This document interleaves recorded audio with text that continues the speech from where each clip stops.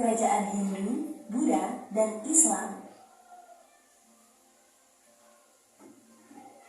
Siapa di antara kalian yang pernah berkunjung ke Keraton Yogyakarta dan Keraton Surakarta? Atau mungkin mengunjungi Candi Borobudur dan Candi Prambanan? Adanya kerajaan dan bangunan candi ini adalah salah satu bukti berdirinya kerajaan-kerajaan di Indonesia, baik kerajaan yang bercorak Hindu, Buddha, maupun Islam. Kerajaan bercorak Hindu-Buddha diperkirakan berdiri di Indonesia sejak abad ke-4 Masehi. Kerajaan tersebut berkembang karena hubungan dagang dengan India dan Tiongkok. Yuk kita bahas apa saja contoh kerajaan bercorak Hindu-Buddha. Kerajaan Kutai terletak di dekat Sungai Mahakam, Kalimantan Timur. Kerajaan Kutai adalah salah satu kerajaan Hindu tertua di Indonesia yang berdiri sekitar tahun 400 Masehi. Kerajaan Kutai mengalami kejayaan pada masa Raja Mulawarman yang kisahnya tercatat dalam 7 buah yupa. Kerajaan Tarumanegara terletak di dekat Sungai Citarum, Jawa Barat. Kerajaan ini berkuasa sejak abad ke-4 Masehi. Raja yang terkenal adalah Purnawarman. Peninggalan Kerajaan Tarumanegara adalah Prasasti Tugu, Prasasti Ciantul, dan Prasasti Kebun Kopi. Kerajaan Mataram kuno berkuasa sejak abad ke-8 Masehi. Awalnya, kerajaan ini terletak di Jawa Tengah, kemudian pindah ke Jawa Timur karena bencana letusan gunung berapi. Raja pertamanya adalah Raja Sanjaya. Awalnya, kerajaan ini bercorak Hindu, tapi pada masa dinasti Shailendra juga menganut Buddha. Peninggalan Kerajaan Mataram kuno adalah Candi Prambanan dan Candi Borobudur. Kerajaan Sriwijaya adalah kerajaan bercorak Buddha yang berdiri sejak abad ke-7. Kerajaan ini terletak di Palembang, tepatnya di dekat Selat Malaka. Kerajaan ini mampu berkembang dengan pesat karena Selat Malaka merupakan pusat pelayaran dan perdagangan internasional. Raja yang terkenal adalah Raja Balaputradewa. Peninggalan Kerajaan Sriwijaya adalah Prasasti Kedukan Bukit dan Prasasti Talang Tuo. Kerajaan Sinosari terletak di Malang, Jawa Timur. Kerajaan ini didirikan oleh Ken Arok pada abad ke-13. Raja yang terkenal adalah Kertanegara yang membawa Sinosari ke puncak kejayaan melalui ekspedisi Pamalayu. Peninggalan Kerajaan Sinosari adalah Candi Jago, Candi Kidal, dan Prasasti Kudabu. Kerajaan Majapahit berdiri sekitar tahun 1293 sampai 1527 Masehi dan berpusat di Jawa Timur. Kerajaan ini didirikan oleh Raden Wijaya dari Kerajaan Sinosari. Kerajaan Majapahit adalah kerajaan Hindu-Buddha terakhir yang menguasai Nusantara dan dianggap sebagai kerajaan terbesar. Kekuasaan Majapahit terbentang dari Jawa, Sumatera, Semenanjung Malaya, Kalimantan, hingga Indonesia bagian timur. Pada masa kepemimpinan Hayam Wuruk dan Mahapati Gajah Mada inilah Majapahit berada di puncak kejayaan. Peninggalan Kerajaan Majapahit adalah Candi Tikus dan Kitab Sutasoma. Bagaimana dengan kerajaan bercorak Islam? Islam masuk dan berkembang di Nusantara sekitar abad ke-13 melalui para pedagang dari Arab, Persia, dan Gujarat. Yuk kita bahas apa saja contoh kerajaan bercorak Islam. Kerajaan Islam yang awal muncul adalah Kerajaan Samudra Pasai di Aceh. Kerajaan ini didirikan sekitar tahun 1267 Masehi oleh raja pertamanya, Sultan Malik As-Saleh. Kerajaan Samudra Pasai mengalami kemunduran setelah Portugis menguasai Selat Malaka. Tradisi dan kekuasaan Samudra Pasai kemudian dilanjutkan oleh Kerajaan Aceh. Peninggalan Kerajaan Samudra Pasai adalah makam Sultan Malik As-Saleh dan koin dirham.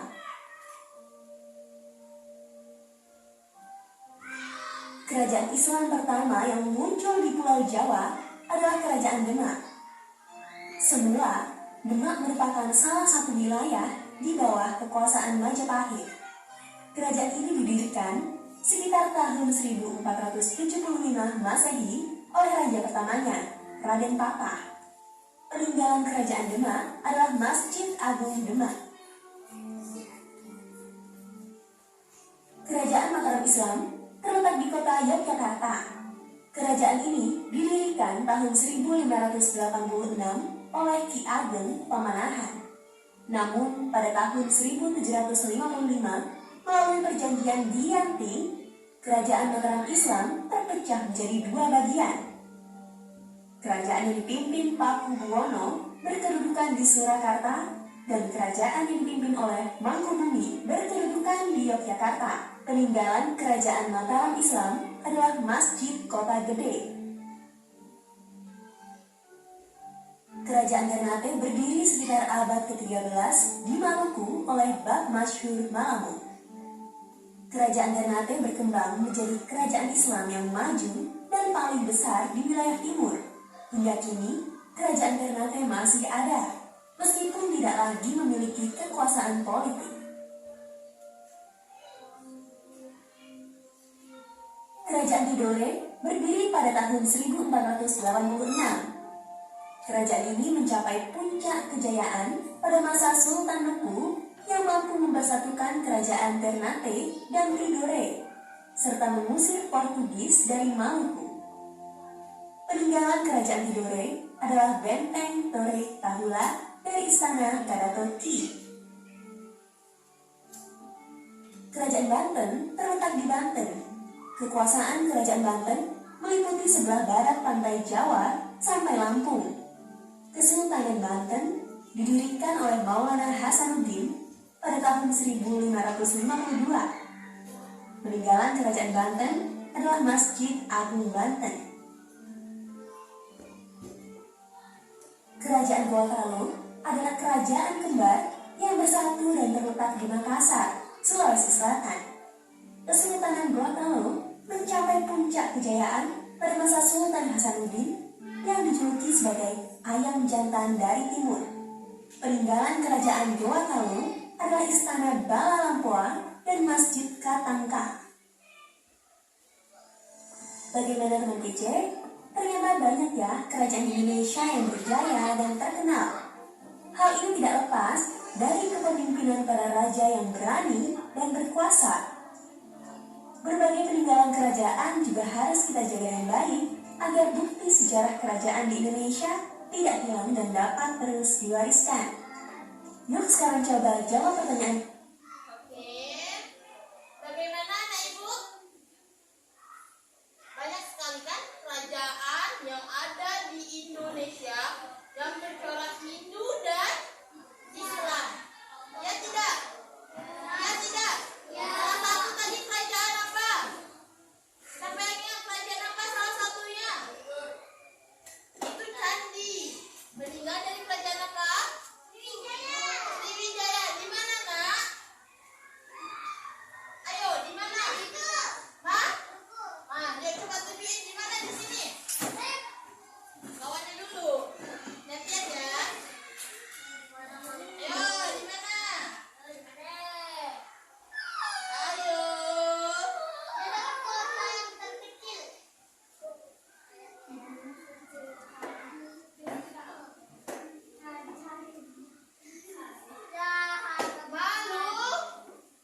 Maluku, minta. Siapa lagi yang tahu kerajaan bercorak Islam? Majapahit bercorak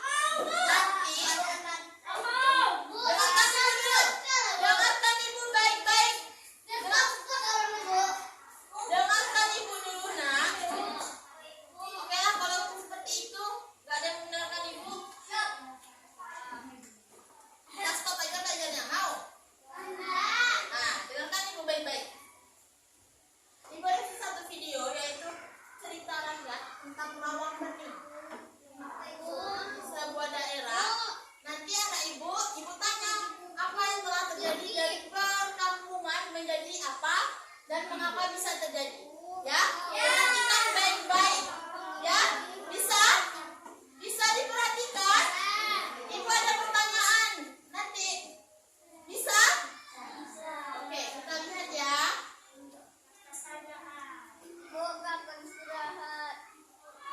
Sebentar ya, nanti kita lagi istirahat. Oke, sekarang.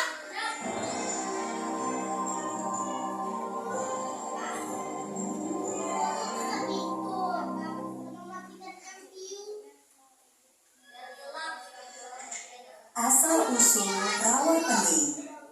Cerita dari Provinsi Jawa Tengah. Dari provinsi mana? Jawa Tengah, sebuah provinsi yang beribu kota di Semarang. Provinsi ini berbatasan dengan Provinsi Jawa Barat, Jawa Timur, dan Daerah Istimewa Yogyakarta di bagian tenggara. Di Semarang, terdapat sebuah danau yang bernama Rawa Pening. Danau yang kaya akan ikan ini memiliki kisah asal-usulnya yang masih diceritakan secara turun-temurun hingga sekarang. Pada zaman dahulu kala, ada seorang anak kecil yang hidup sebatang kara di sebuah desa terpencil. Ayah dan ibunya sudah lama meninggal. Anak kecil itu sudah tidak memiliki keluarga hingga harus hidup sendirian. Anak kecil itu bukan anak pada umumnya. Yang Maha Kuasa memberikan kelebihan kepada anak kecil tersebut. Iya, anak kecil itu ternyata memiliki kemampuan menyembuhkan berbagai penyakit. Setiap hari, rumah anak itu didatangi oleh warga yang meminta pertolongan. Tetapi, selalu saja ada yang dengki dengan kelebihan dan kebaikan orang lain. Hari itu, seorang nenek sihir melihat dengan penuh kedengkian rumah anak kecil yang ramai dengan orang. Malam harinya, nenek sihir itu mengetuk pintu rumah anak kecil itu. Maaf, Nek, ada yang bisa saya bantu? Hei bocah, gara-gara kamu, sekarang tidak ada lagi yang datang berobat padaku. Maka, terimalah hukuman dariku. Si nenek sihir yang jahat itu mengarahkan tongkatnya ke arah anak kecil itu. Tiba-tiba saja, tubuh anak kecil itu memiliki luka yang membusuk dan baunya sangat menyengat. Nah, rasakan sekarang tubuhmu bau busuk. Orang-orang tidak akan mau lagi dekat denganmu. Keesokan harinya, beberapa warga desa datang dan terkejut melihat kondisi anak kecil itu. Hei, apa yang terjadi denganmu? Kenapa tubuhmu menjadi seperti itu? Anak kecil itu menjelaskan asal-usul tubuhnya bisa penuh luka dan berbau busuk. Malam harinya, ketika sedang tidur, anak kecil itu bermimpi mendengar sebuah suara. Pergilah dari desa ini dan carilah seorang perempuan tua. Dia yang akan menyembuhkan penyakitmu. Pagi-pagi sekali, anak kecil sudah berangkat meninggalkan rumah dan desanya.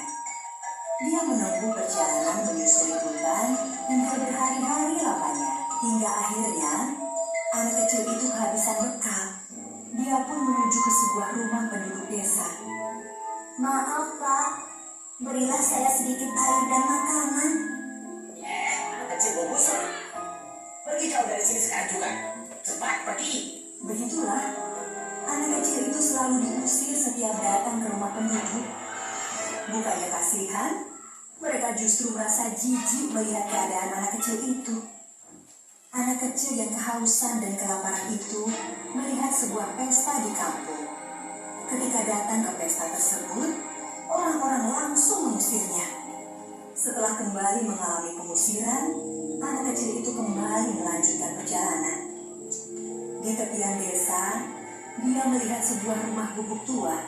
Dia pun menghampiri gubuk tersebut. Maaf, Nek. Bolehkah saya meminta seteguk air saja? Nah, semalam aku bermimpi kalau aku harus memberi minum dan makanan ke seorang anak kecil yang tubuhnya penuh luka. Sepertinya anak kecil itu kamu. Duduklah. Aku akan mengambilkan makanan dan minuman. Anak kecil itu makan dengan lahapnya. Selesai makan, tiba-tiba saja tubuh anak itu sembuh seperti sedia kala. bau busuk di tubuhmu semuanya sudah hilang. Nek, aku juga pernah bermimpi mendengar suara agar menemukan seorang nenek. Sepertinya neneklah yang dimaksud suara dalam mimpiku itu.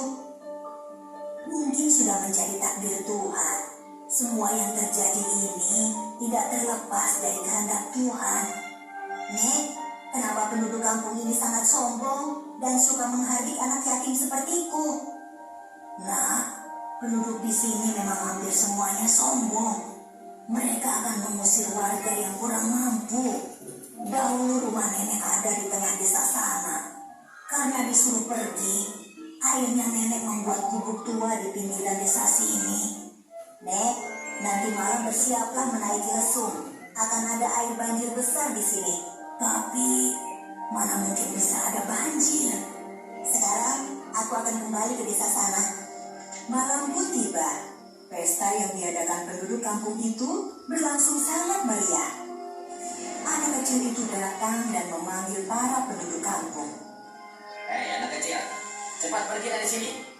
Atau kami tidak segan bersikap kasar padamu. Kalian pasti tidak mengenaliku. Aku adalah anak yang tubuhnya penuh luka. Sudah, tidak usah banyak bicara. Kamu tetap saja anak gembel. Cepat pergi dari sini. Kamu mengganggu pesta penduduk sini. Anak kecil itu segera menancapkan lidi ke tanah. Aku akan segera pergi dari sini jika kalian mampu mencabut lidi ini. Para penduduk itu bergantian berusaha keras mencabut lidi tersebut. Sungguh aneh, tidak satu pun yang mampu mencabut lidi itu. Orang yang berhati jahat tidak akan mampu mencabut lidi ini. Dengan mudah, anak kecil mencabut lidi yang menancap di tanah. Tidak butuh waktu lama, desa tersebut tenggelam dan menjadi sebuah danau. Tiba-tiba saja, nenek sihir datang.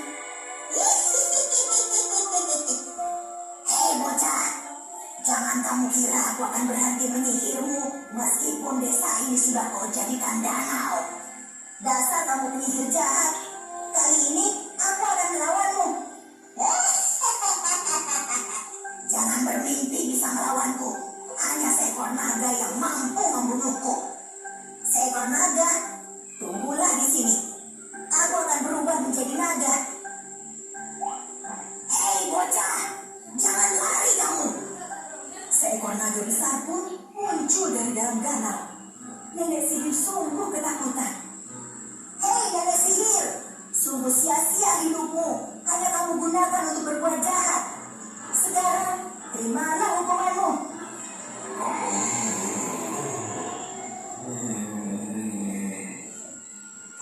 Halo, tolong, aku terbakar. Panas. Nenek sihir itu pun mati disembur naga penjelmaan anak kecil itu. Setelah si nenek sihir mati, naga pun kembali menyelam ke dalam air. Sementara itu, nenek tua yang menolong anak kecil itu selamat dari banjir yang menerjang desanya. Dia berhasil menaiki lesungnya dan sampai di pinggir danau. Desa yang telah berubah menjadi danau itu kemudian dikenal dengan nama Rawa Pening. Danau Rawa Pening ini sekarang menjadi salah satu tujuan wisata di Semarang.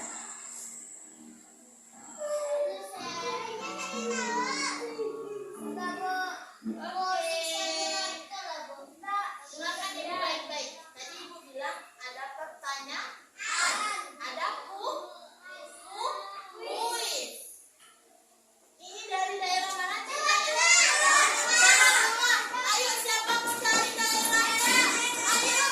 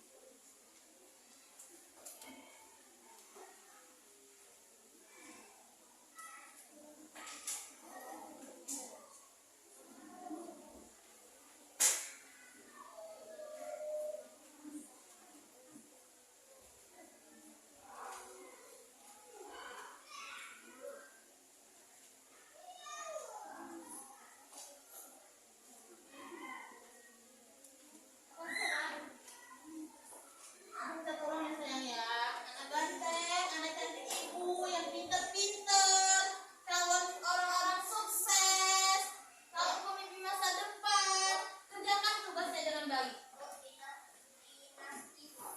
Dinasti apa? Misalnya, siapa namanya? Arka. Arka punya ayah. Ayah. Nanti ayah Arka punya Arka. Nanti Arka punya anak. Itu namanya tunggangan. Hah? Keturunan-keturunan. Jangan ngejawab.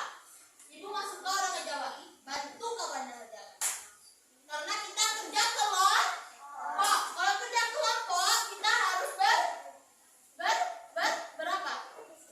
Berdiskusi bersama-sama kerjakannya. Ya tidak? Nah, bagus. Corak, apa corak? Corak iya, ini ya. Apa tadi dinasti? Ibu udah jelaskan. Tingkatan keturunan. Ya, kayak misalnya raja anaknya kalau laki-laki pangeran, terus ada putrinya, ya kan? Ya tidak? Nah, corak itu macam-macam. Macam-macam. Apa? Banyak, berbagai macam, beragam.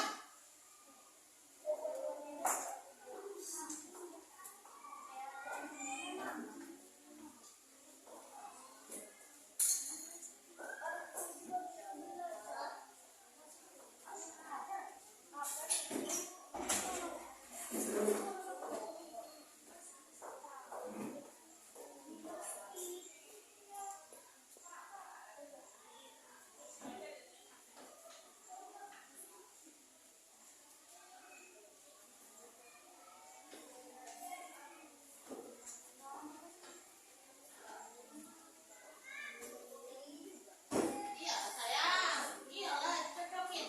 Mana kata Dimas? Di dalam video ada gambarnya tuh. Kalau mana dalam?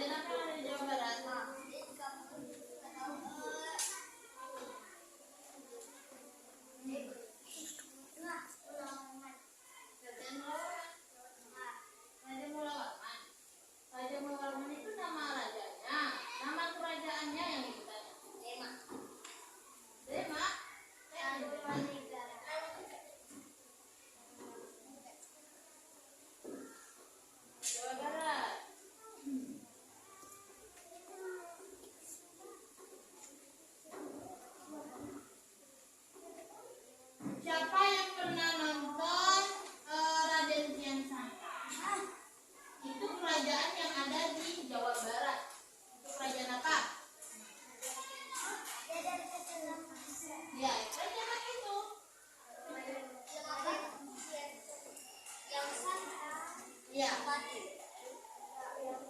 Ingat nggak? Karena kerajaan dari Jawa Barat itu kan kerajaan apa?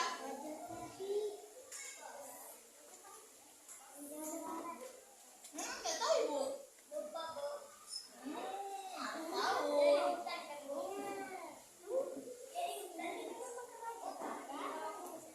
Yang ada di Jawa Barat.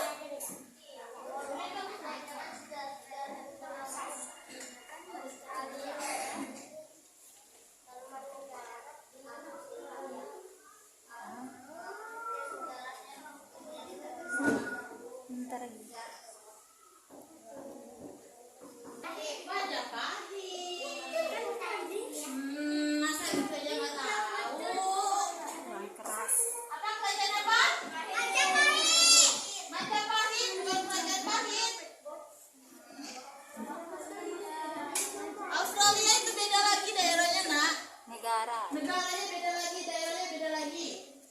Kita berada di bagian apa? Sudah? Kumpulkan.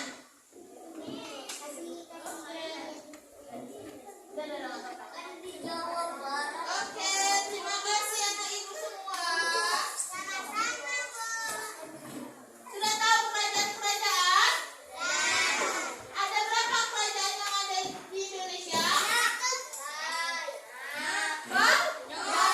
Ada berapa ekor?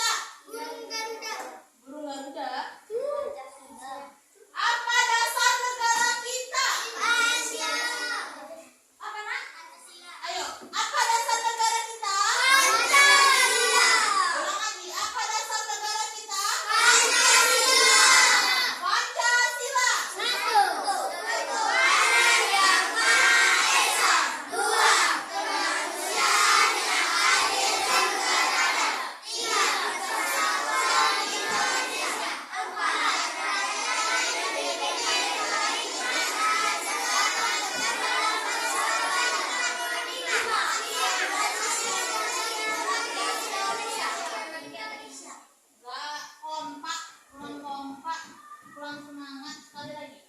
Pancasila.